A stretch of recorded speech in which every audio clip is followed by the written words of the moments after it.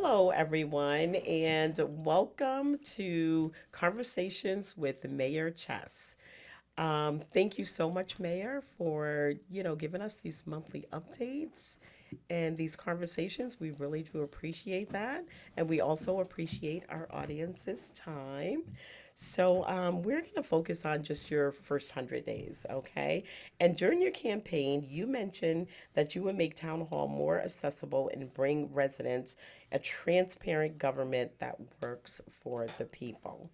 During your inauguration speech, you mentioned many of your goals for the first 100 days as mayor and beyond.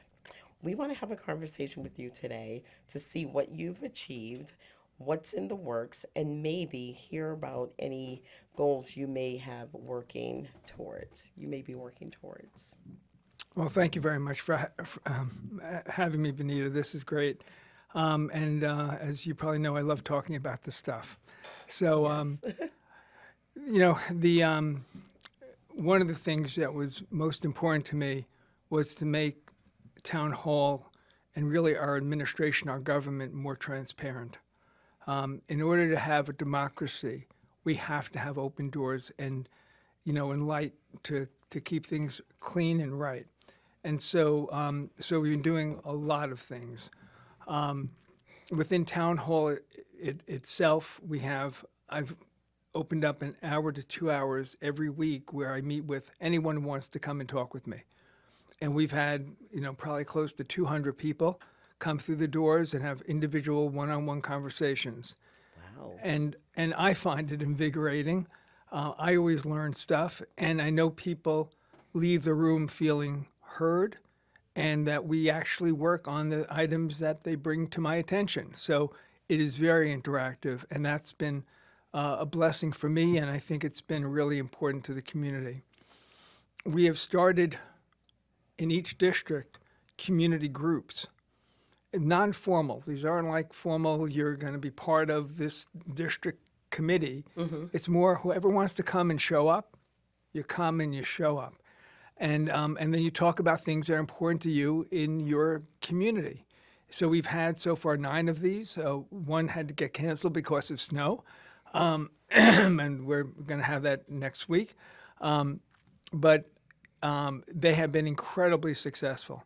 We typically have, on average, over 50 people show up. For one of the meetings, we had over 120 people show up. Wow. And at every single meeting, people are thoughtful.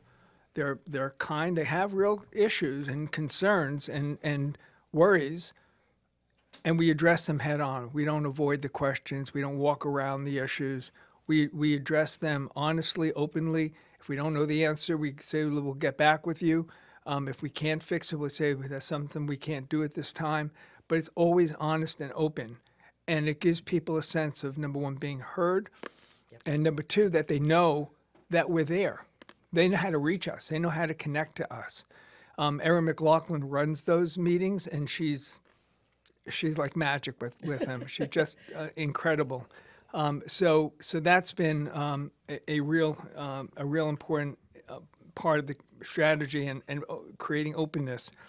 We put out a newsletter that comes out pretty much every week. Okay. And the newsletter isn't, we're having this party here or someone's having an egg hunt there or this there. That's good, and we plan on having an event calendar for that. But it's outlining all the things we're doing in town hall.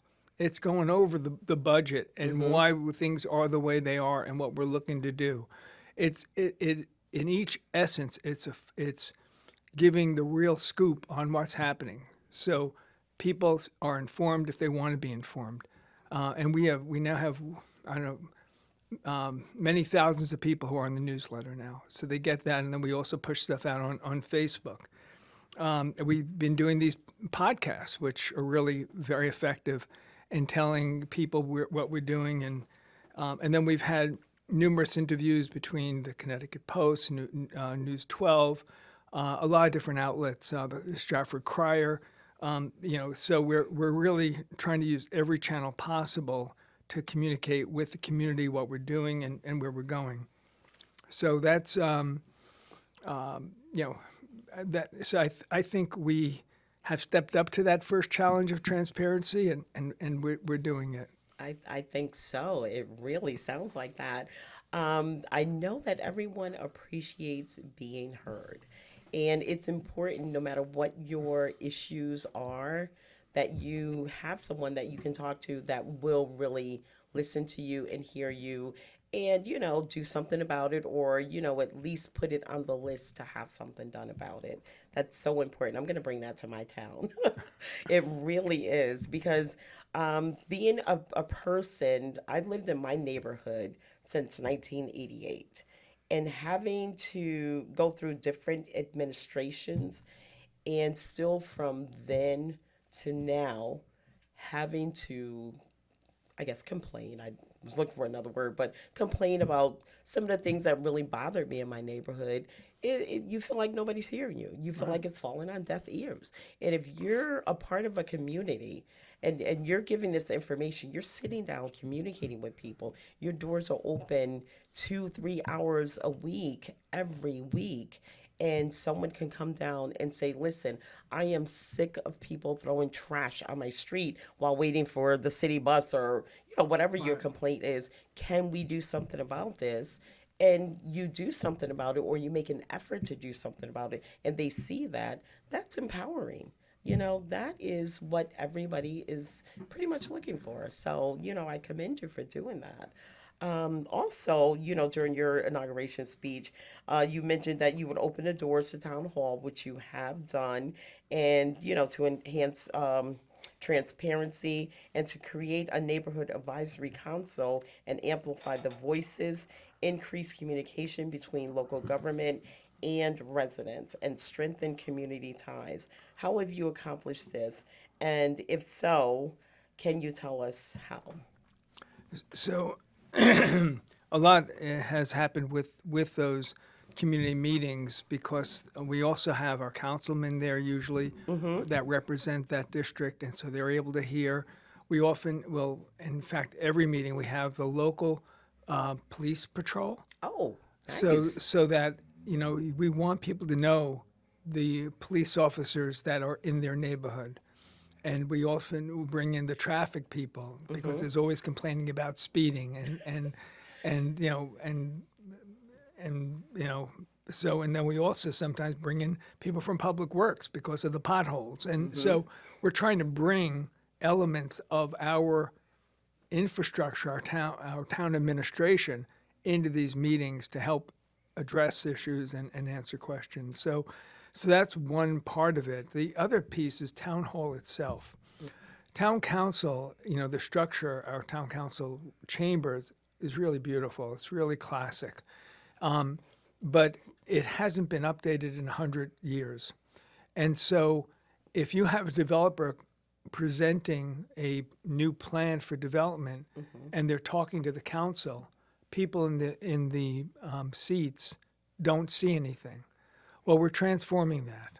Okay. We're putting in tablets everywhere so everyone will be on computer, and we're putting in two 82-inch screens that'll come down from the ceiling on both sides of the chambers, that the people in the pews basically will see exactly the same thing that people that are our town councilmen, our commissioners are seeing.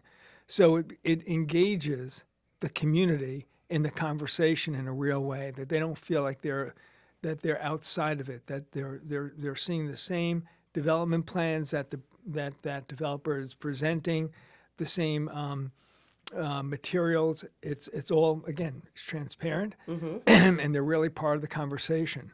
So that modernization and we're upgrading our microphones there, and we have created a direct link with SoundView, so that we live stream our meetings now. Okay. So you can be watching it live from home, Uh-huh. and it's through SoundView.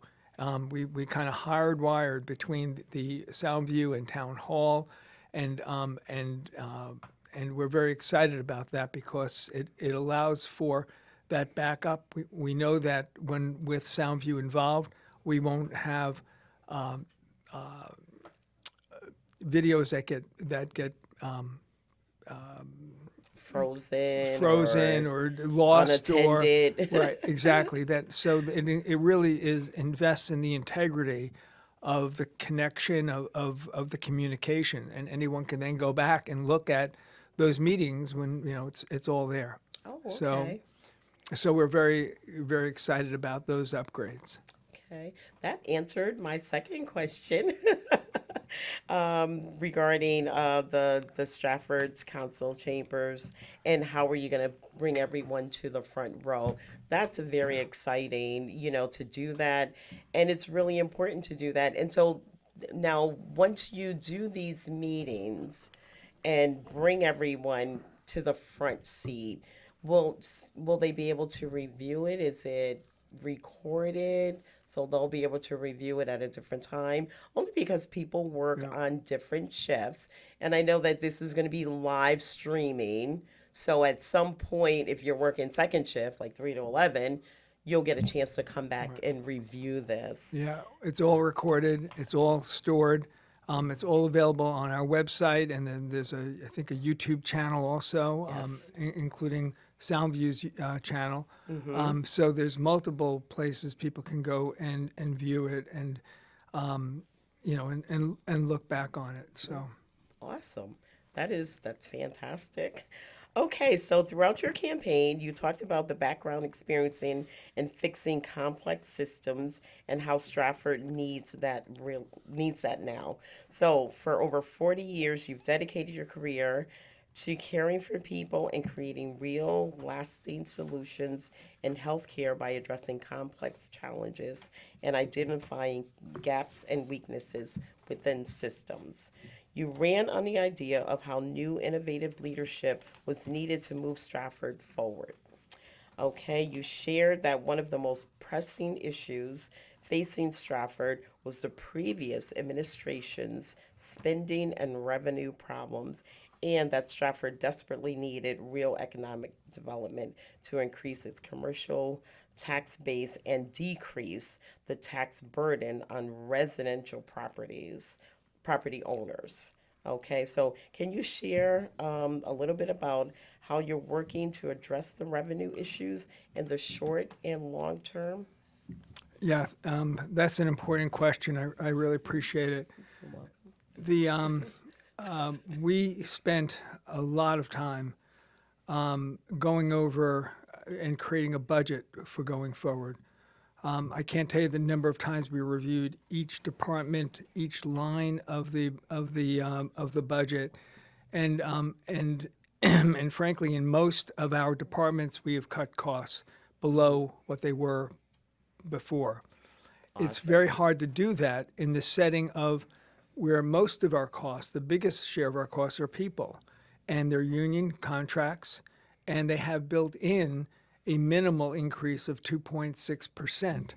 So to be able to actually control those costs is a challenge, and one of the biggest parts is also the benefits part of it.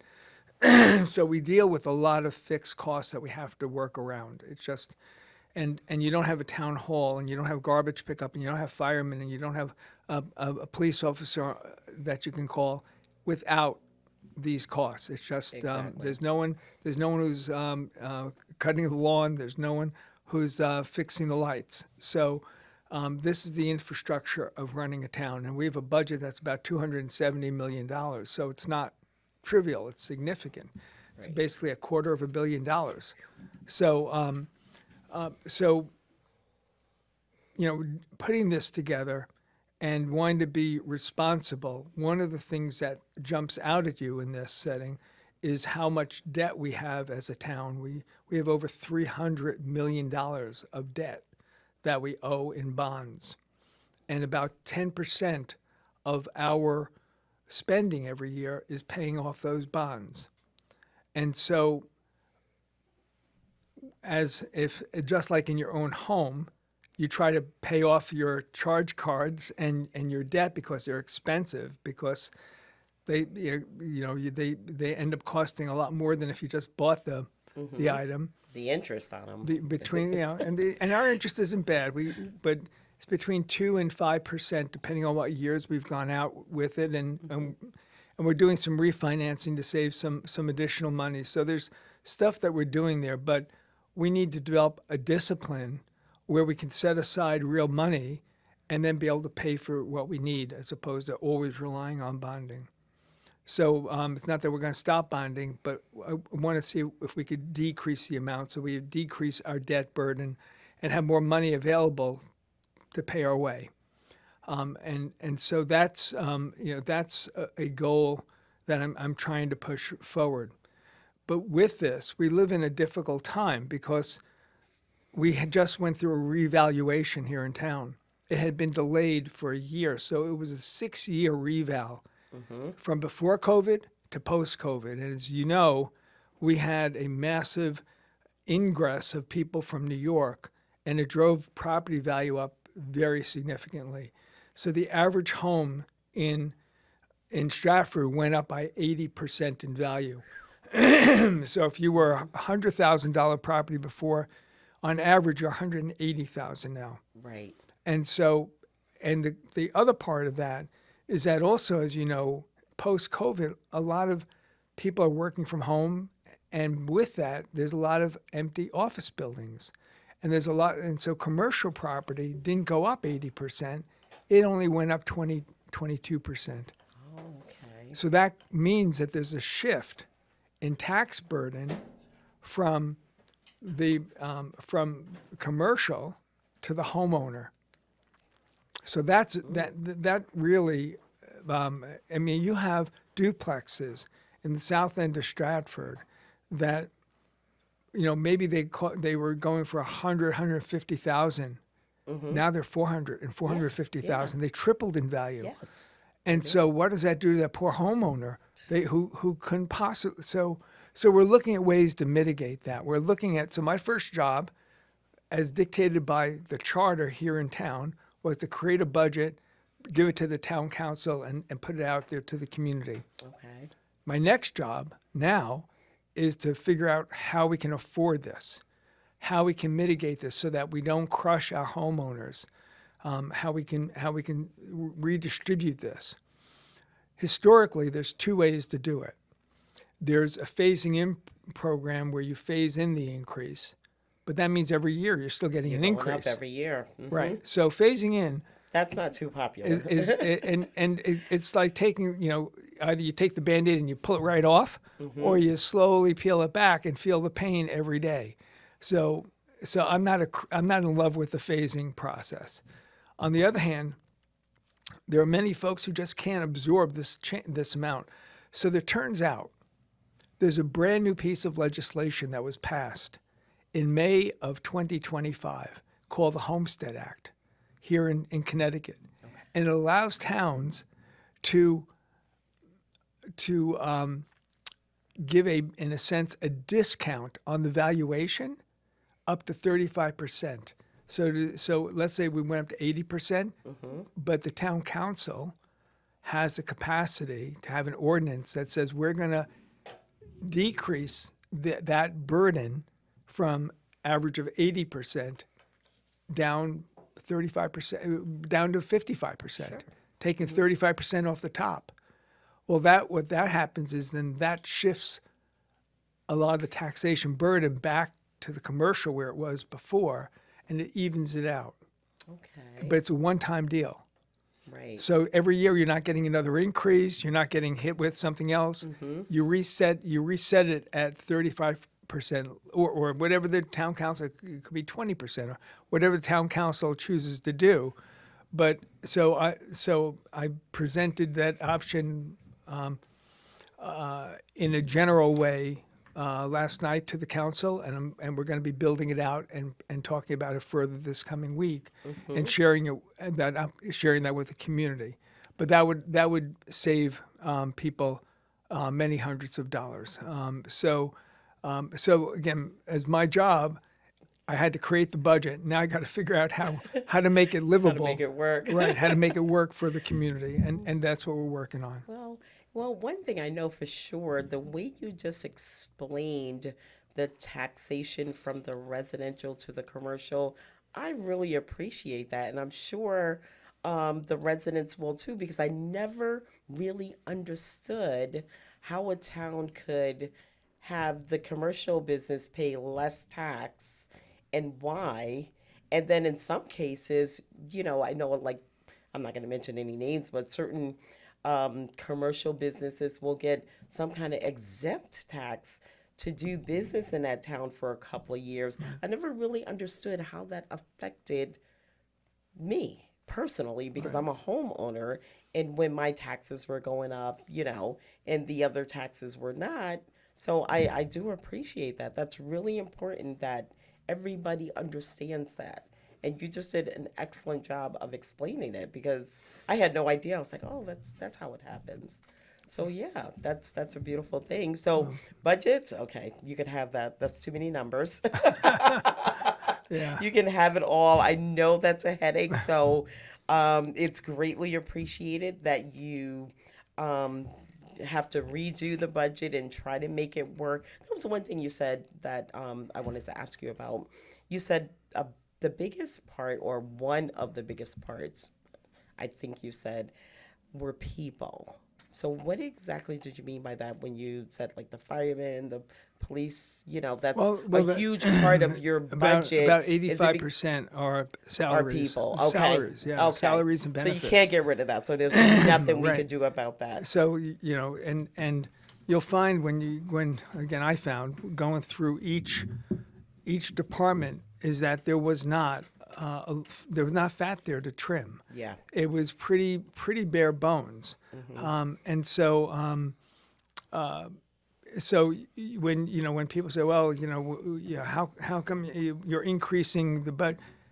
If you're dealing with a budget of $270 million, and almost 3.5–4% of it is dictated by your contracts and by benefits, you're stuck You have with no wiggle room. it going up. It's going to go up a minimal of 12 million to 15 million in that area, and so there is not a lot of wiggle room. But the long term piece is that you have to build out your commercial infrastructure. Yes. And commercial infrastructure is just not it's just not manufacturing. It's actually these apartment buildings. They're considered commercial. Oh, okay. And square foot by square foot, acre by acre, a town gets probably more taxes from those apartment buildings than we do from almost anything else. So they're a very good source of income. The issue around building these apartments is, from my perspective, it's making sure they blend with the neighborhood they're going in, and that you do it in a way that's respectful to the neighborhood. So we have a development that we're expecting to go up. It's in the transit-oriented district, right where Center School used to be, and that'll be for about 150 units. And it's right up against a shopping mall, and it's set back, and it's in a private neighborhood, but it's not like sticking there. It's set back. It's done really nice. It's just the trimming on it, the whole structure. It's done in a way that, hey, I wouldn't mind being there. Right. Right. So it depends on how you do it. If you put up a block of cement, nobody wants that. Exactly. Right. We don't want to live Exactly. in a prison. No. Right. Or the And projects. So, right. Or the projects. Right. So it has to be done in a way that is respectful to your neighbors around it. But at the same time, we need these to help offset our tax Commercial, burden. yeah. And then people will always say, well, if you do that, then you're bringing in kids, and then you need more schools. Well, for most of this TOD housing, and if you remember also, you think about it, used to be you're a young couple or you're young individual, you could buy a starter home. What's a starter home nowadays? There's no homes for less than $300,000. Yeah. What's a starter home? You don't have them anymore. So mostly people starting out, they're going into these apartments. And usually they're one-bedroom apartments typically, That's and so you don't get a lot of families in there. Once people begin having families, and people have families much later on nowadays, they're typically moving out to another structure. So they actually don't bring in the stats on this, and it's been studied in multiple communities, is that it does not bring in a lot of children or extra burden on our schools. And I like children anyway. So Yeah, they're okay. No, I got a couple of those. yeah, we need the next We generation. need them. Yeah, Yeah, you got yeah. to bring them in. So and then we're doing a lot of work with the Army Engine Plant. So the Okay. Army Engine Plant, that's 77 acres. That was brownfield that has not been touched for over 30 years. And the Army invested 85, $90 million in cleaning up the bay that's there. And that cleanup will be done by August. And now all the structures on the property will be down by December. And we're just applying for a $6 million grant with DECD to clean up the property, take it from a commercial level development to a residential. And the owners of the property just hired a master planner that's putting together basically the plans for what could go there. And we're looking at a hotel, conference center, a theater, maybe a sports center, and housing. And it's going to be a little city. Awesome. Yeah, so we're very excited about that. A similar project in Stanford, brought to Stanford, the Harbor Point in Stanford, which has turned out beautifully. I mean, it's amazing. That brought to Stanford about $80 million of new taxes that they Wow. didn't have before. If we do half that, we're in good shape. Wow. Yeah, that would really help out with the residential. That'll That, bring the that's ho- residential taxes that's down. that's how I'm all you for the residential right. taxes going down. well that's how you bring the mill rate down. Yeah. That's how you bring Yeah. you can't cut services to bring that down. Right. You have to build revenue, and so I'm poised to work and bring in revenue. We're looking to transform Paradise Green. We're working with the Connecticut Municipal Authority to study Paradise Green and how we can make it look more like Milford Green and how we can bring in more businesses there and make it very walkable and make it a destination. We're in the process of doing that. We're having a follow-up meeting with them in May, going over ideas. So this isn't pie in the sky. This is stuff that's happening. Sounds exciting. Yeah. And you know what you're talking about, I noticed my husband's from North Carolina, and we take a lot of road trips down there, which I'm planning one soon. They're doing a lot of that in the South. They have these, especially like around Clayton, North Carolina, they have these, exactly what you just explained, attractions, businesses, and apartments in like a little city all in one area. And not only will it enhance, the town of Stratford, it'll attract people from other towns. And maybe give other towns other ideas like mine. That's great long-term planning. So when you say long-term, you're like 4 to 5 years out, or So everything just takes estimate? Yeah, everything takes longer than you ever think. yeah. But I'm hoping to be seeing pieces of this within 3 years. Okay, all right. So we'll say 3 to 5, since it always takes a little bit longer. Okay, so during your campaign, you highlighted rebuilding our public schools as one of your top priorities. So you mentioned that Stratford schools have declined from among the most respected to being designated an alliance district, one of the lowest performing 20% in Connecticut. As listeners may know, over the past 8 years, we've lost magnet school programs, after school enrichments, arts, music, reading specialists, tutors, and a librarian.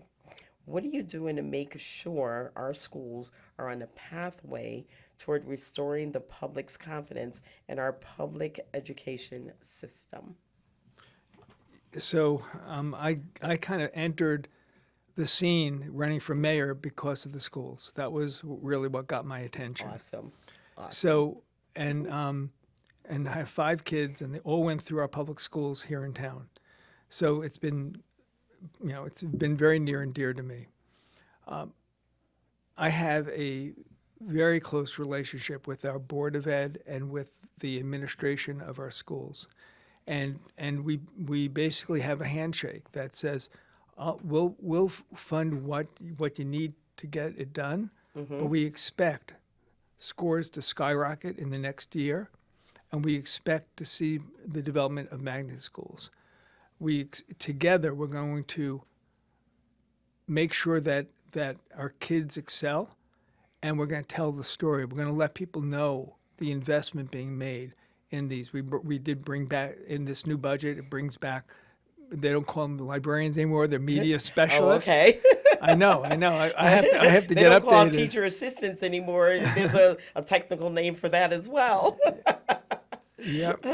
But sorry. Yes. So, but they're bringing in more math specialists, reading specialists, media people, so that the kids that need help will get the help, and we'll just lift each other. So, and we are looking at developing what I'd like to see is 2 magnet schools in town. We already have a great dual language program at Second Hill Lane, and we're looking at perhaps expanding that and making it not beyond elementary, but all the way kind of to middle school and high school type thing. So, there's I think we're working together well, and I expect to see a real turnaround. Good. By the time the 4 years of this term rolls around, I want to see, and I believe we can see, that Stratford schools become a destination school, a place where people want to bring their kids and want to move here because we have a great school system. And more importantly, where children want to be. I'll tell you this short story really quick. My son went to a high school. He went to Common Ground Charter High School in New Haven. And my son is now 30, so he was there when they just started. It looked like my house. It didn't even look like a building or a school or anything. And the kids loved the teachers. They loved, the academics. They loved everything. These teachers actually sent home a letter to the parents saying, please pick your children up by 5:30. And that told me that's where they want to be. Children wanted to be there. And when you can create an environment like that, especially in the education field, that's exactly what we want. That's just phenomenal.